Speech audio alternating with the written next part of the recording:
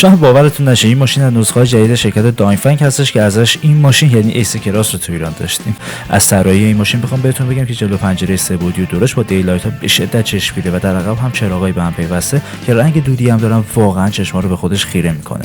طراحی داخلی شایم اکس بنزینی با تیریم سفید مشکی و یه دوخت سر تا سر نارنجی هستش که به صورت راننده محوره و بعد از نشستن توی ماشین حس فوق العاده ای میگیرید. یکی از قسمت‌های جذاب ماجرا استارت این ماشینه که حتما ببینیدش.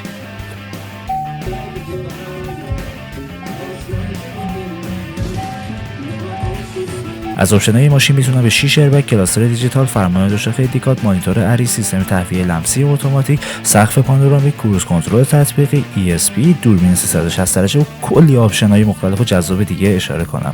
موتور این ماشین 1.5 لیتری توربو که 190 اسب بخار قدرت و 300 نیوتن متر گشت‌آور ایجاد می‌کنه و گیربکس 7 سرعته 2 کلاژه تر داره. منتظر تست درایو خفن این ماشین باشید.